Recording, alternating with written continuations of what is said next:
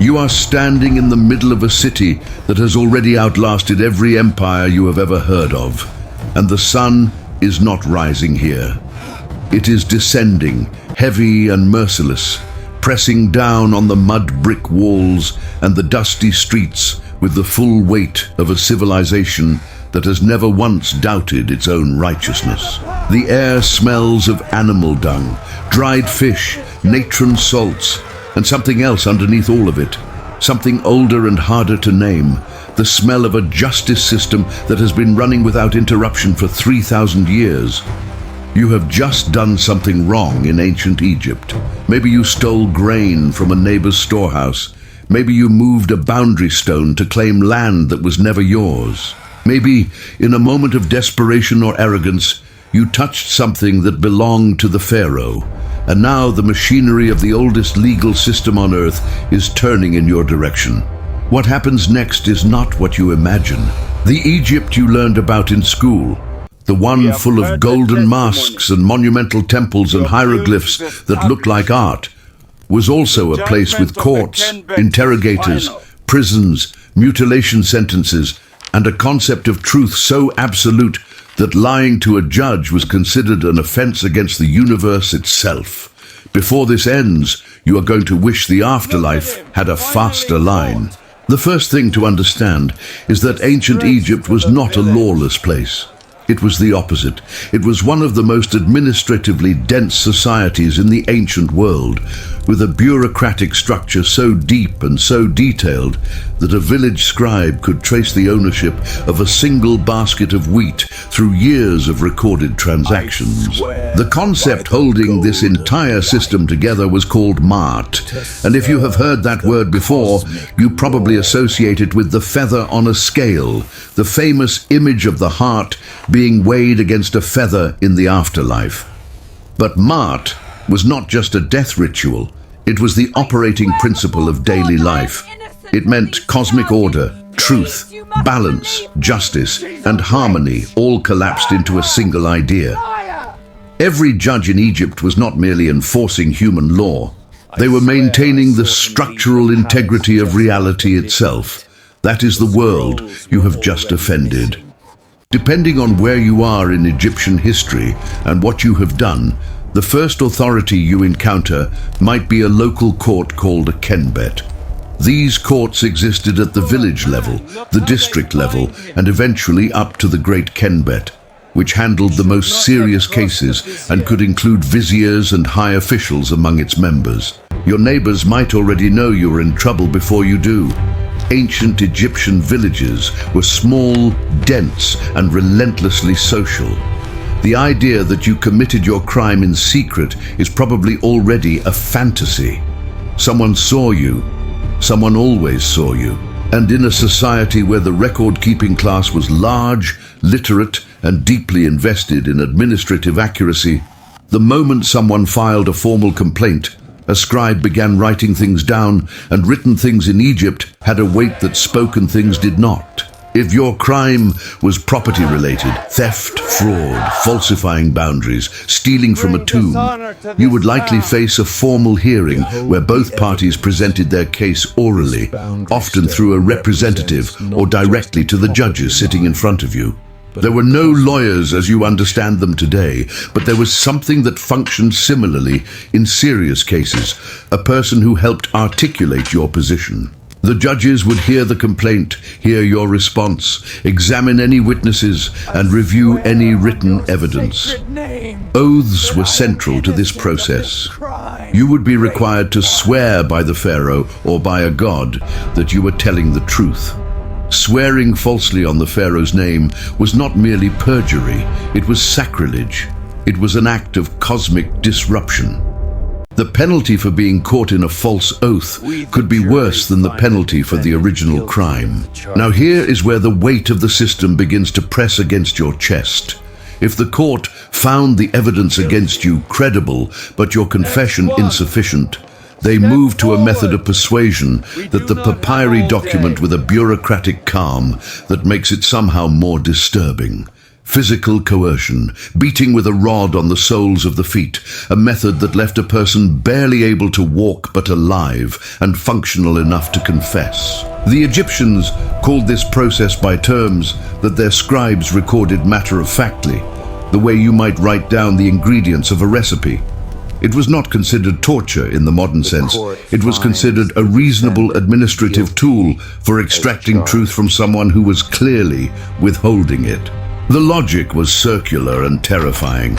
If you were innocent, you would have confessed already, so your silence is itself evidence of guilt, which justifies the persuasion, which will continue until the truth arrives. Think about what that means for your body. You are not sitting in a chair answering questions.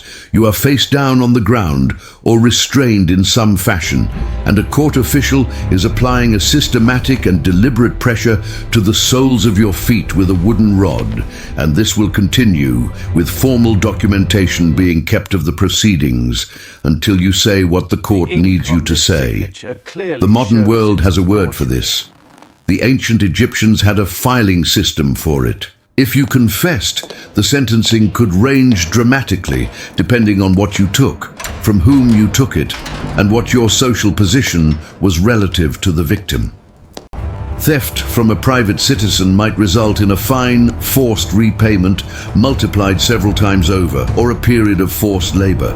Tomb robbery was a different category entirely. The Egyptian relationship with death was not decorative. The tomb was the infrastructure of eternity. To rob a tomb was not just to steal gold.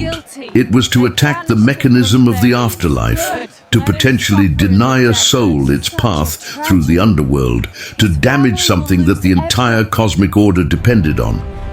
The penalties reflected this understanding with a brutality that makes the concept of proportional justice seem quaint.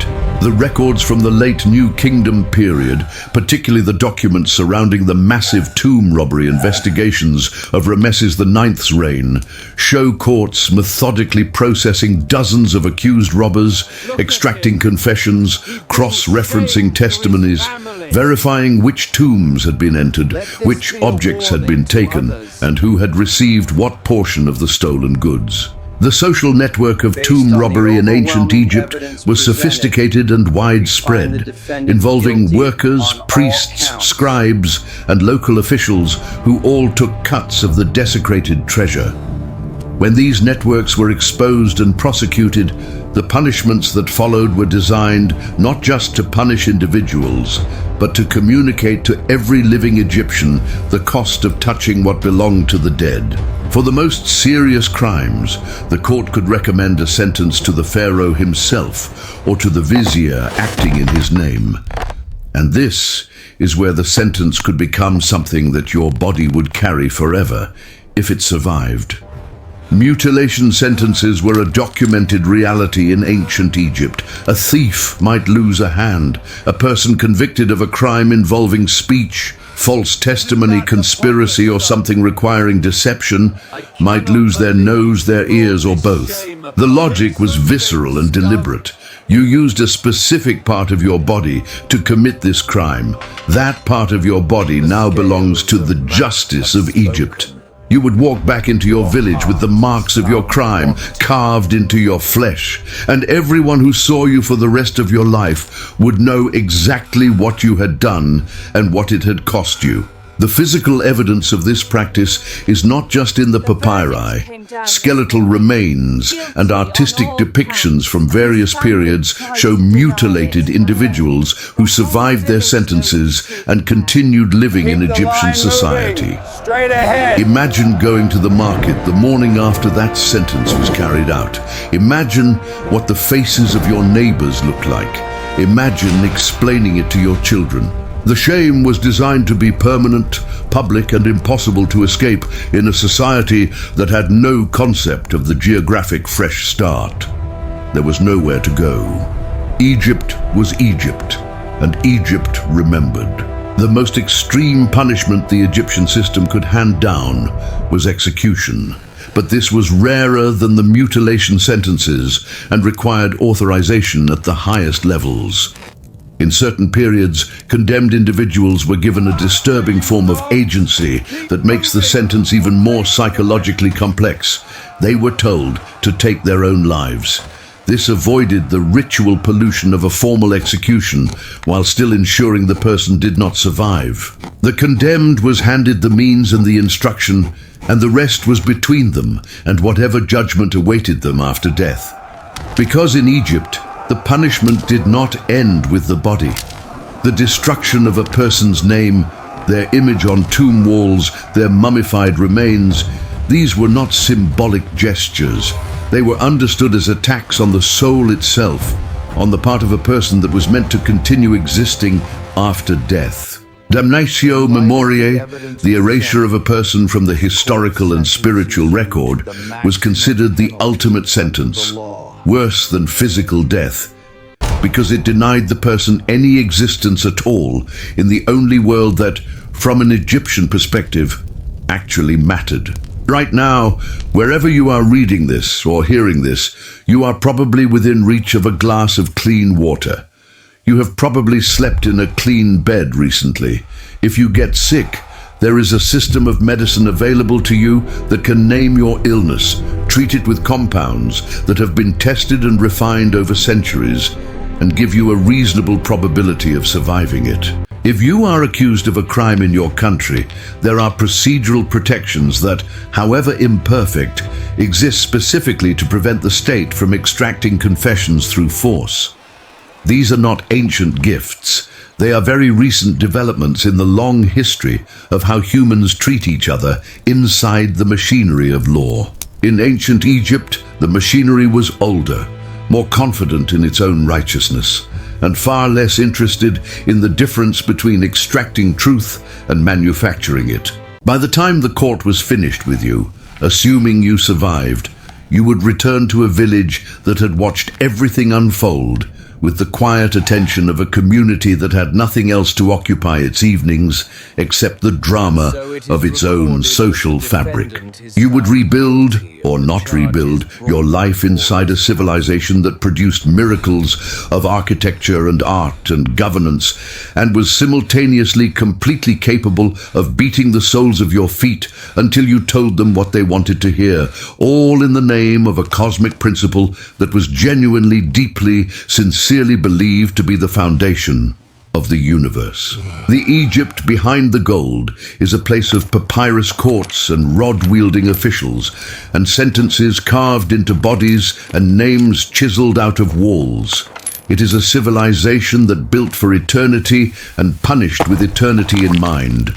The grandeur was real, the brutality was equally real, and both of them came from exactly the same source. An absolute conviction that order must be maintained, that truth must be extracted, and that the balance of the cosmos depended on getting the answer right, no matter what it took. If you want to see another ancient civilization, empire, royal court, or buried culture stripped of its romantic image and rebuilt from the ground up, exactly as it smelled, ached, and threatened the people who actually lived inside it, leave that in the comments. The real history is always stranger and harder than the version on the museum placard.